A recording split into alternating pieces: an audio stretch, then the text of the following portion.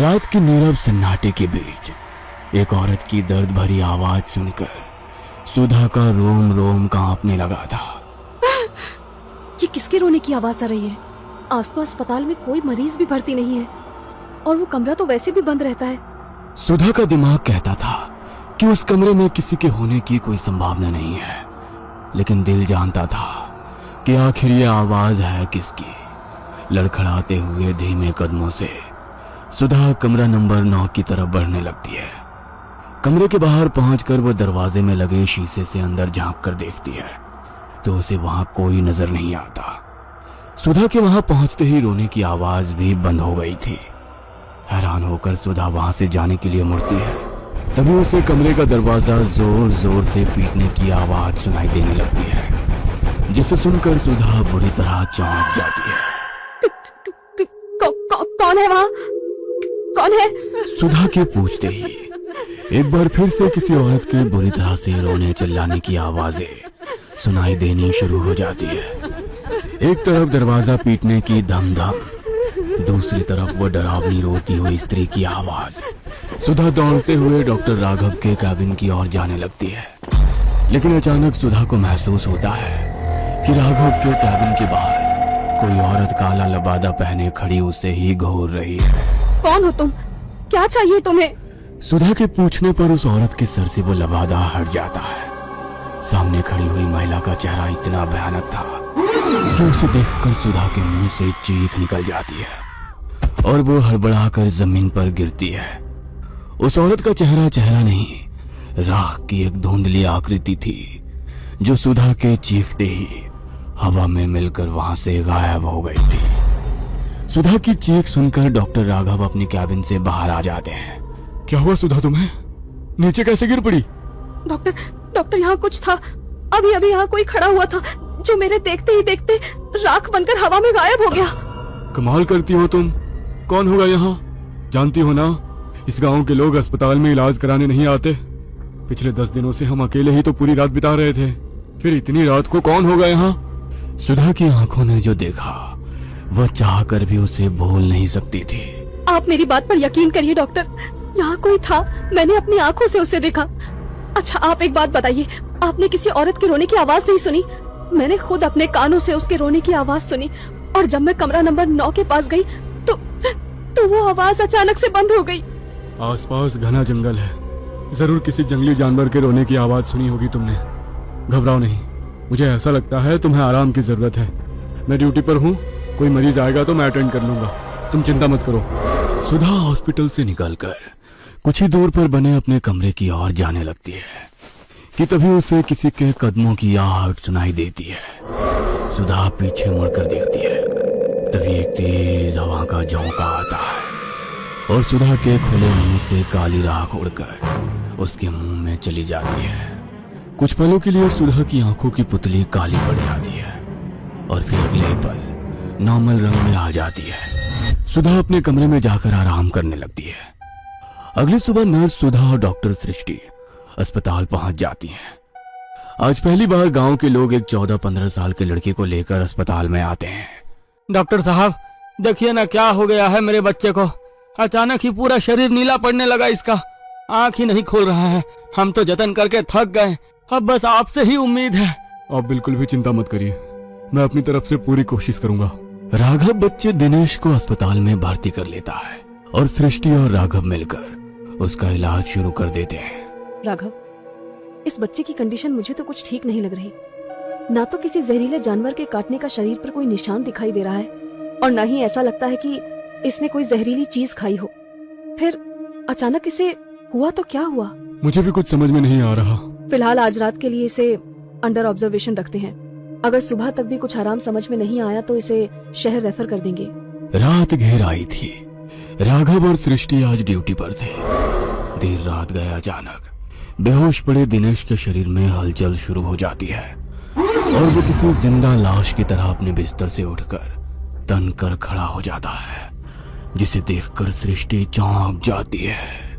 Late जाओ, मुझे देखने दो मुझे, तुम ठीक तो हो ना? सृष्टि स्टेथोस्कोप लेकर दिनेश के सीने पर लगाती है।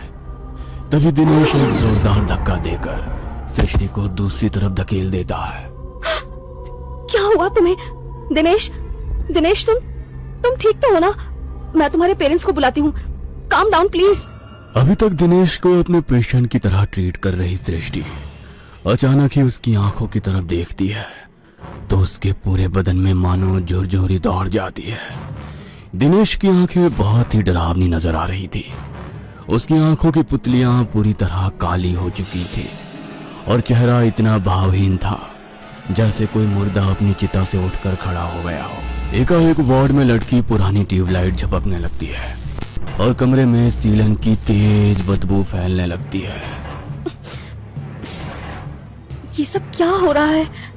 क्या हो रहा है यहाँ पर? दिनेश, ये तुम क्या कर रहे हो? लेकिन तुम ये कर कैसे सकते हो? सृष्टि के इतना कहते ही दिनेश घूर कर सृष्टि को देखने लगता है और अपने हाथ सृष्टि की गर्दन की ओर बढ़ाकर उसकी ओर आने लगता है।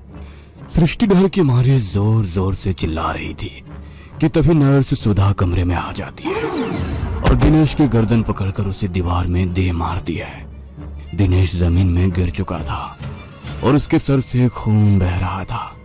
दिनेश के सर से खून बहता देख सिस्टर सुधा किसी जंगली जानवर की तरह अपने हाथ और पैरों पर चलते हुए दिनेश तक पहुंचती है और उसके सर से बह रहे खून को बुरी तरह से चाटने लगती है। डॉक्टर सृष्टि एक कोने में बूथ बनी यह अविश्वसनीय घटना देख रही थी। अगले ही पल मानो नर्स सुधा पर कोई वहशी जानवर हावी हुआ हो और उसने दिनेश का हाथ मरोड़कर कंधे से अलग कर दिया। डॉक्टर होने के बाद भी यह विभत्स दृश्य देखकर सृष्टि की आंखों के आगे अंधकार छा गया और वो अपने होश खो बैठी थी। कुछ देर बाद होश आया तो राघव सृष्टि को घेरे बैठा था। सृष्टि, क्या हुआ था वहां? और वो लड़का, उसकी मौत कैसे हुई? और वो सुधा कहाँ चली गई? राघव की बात सुनकर सृष्टि रोते हुए उसे कमरे में हुई सारी घटना के बारे में बताने लगती है, जिसे सुनकर डॉक्टर राघव सन्न रह गया था। राघव एक अमीर पिता की इकलौती संतान था। चाहता तो पिता की दौलत पर जीवन भर राज कर सकता था, लेकिन उसने पापा के बिजनेस से जुड़ने की बजाय कड़ी मेहनत करके एक डॉक्टर बनने की इच्छा जताई। नियति ने अपना खेल शुरू कर दिया था। पिता सिंघानिया बेटे राघव के लिए एक बहुत बड़ा अस्पताल बनाकर तैयार करना चाहते थे, लेकिन राघव उसने कुछ और ही सोच रखा था। Are you sure Raghav? तुम वाकई उन आदिवासियों के बीच जाकर उनका इलाज करना चाहते हो?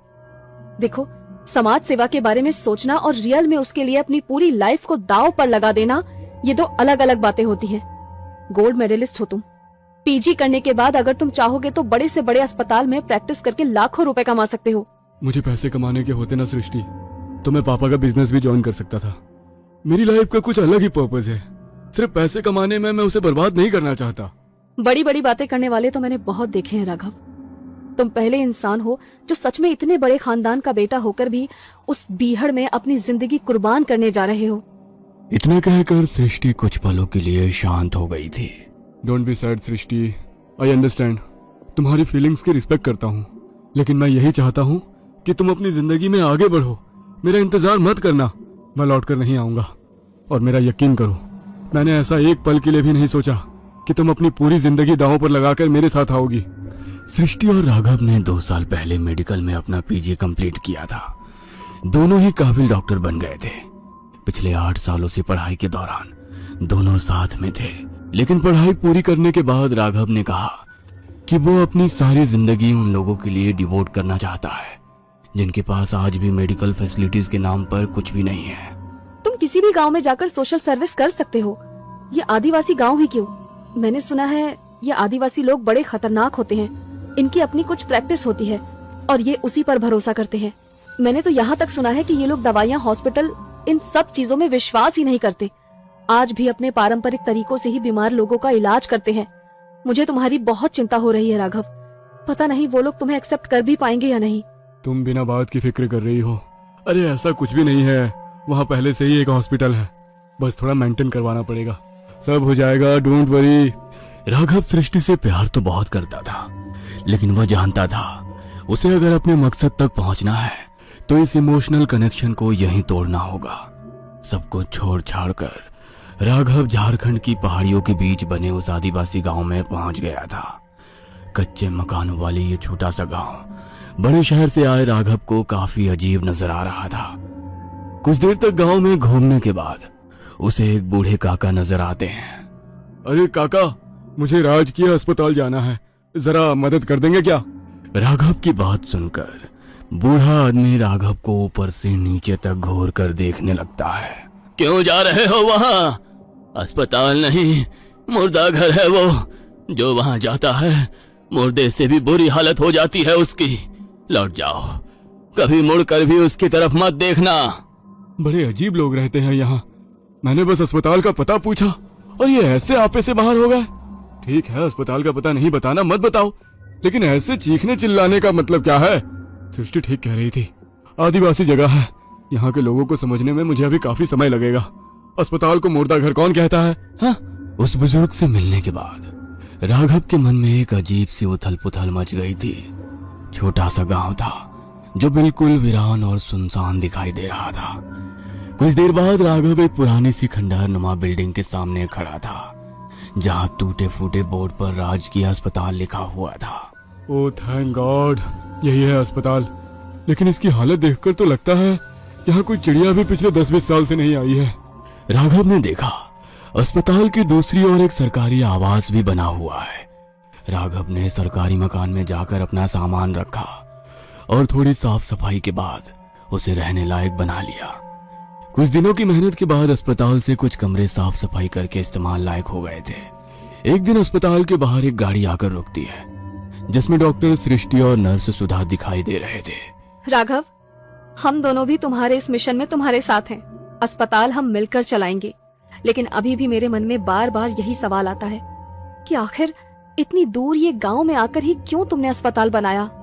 सृष्टि, कुछ सवाल इंसान को कभी चैन से जीने नहीं देते, और मैं यहाँ अपने मन में उमड़ रहे सवालों का जवाब पाने के लिए आया हूँ। बचपन से ही मुझे कुछ अजीबोगरीब सपने बेचैन करते थे।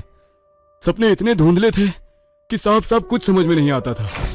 धीरे धीरे जब मैं बड़ा होने लगा तो एक एक करके कुछ चीजें साफ दिखाई देने लगी, और उन सपनों में ही मैंने कुंदनगढ़ का राजकीय अस्पताल भी देखा।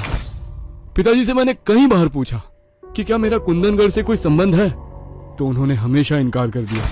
बस उन बिखरी कड़ियों को जोड़ने के लिए मैंने यहाँ आकर प्रैक्टिस करने का विचार बनाया। मैं खुद को यहाँ से बहुत जुड़ा हुआ सा महसूस कर रहा हूँ। इस हॉस्पिटल का हर कोना ऐसा लगता है जैसे मुझसे कुछ कहना चाहता है। सृष्टि राघव से अलग नहीं होना चाहती थी, इसलिए काफी सोचने के बाद अब वो भी राघव के साथ हॉस्पिटल में काम करने के लिए अपने साथ एक नर्स सुधा को लेकर कुंदनगढ़ आ जाती है। हम क्या मुंह दिखाएंगे सृष्टि? वो लड़का हमारी जिम्मेदारी था। आदिवासी गांव है, पहले ही लोग हमारे इलाज करने के अंग्रेजी तरीकों पर भरोसा नहीं करते। ऐसे में अगर उन्हें पता लगा कि हमारे अस्पताल में हमारी नर्स के हाथों उनके बच्चे की मौत हो गई है, तो हम इस गांव से जिंदा लौट कर नहीं जाएंगे।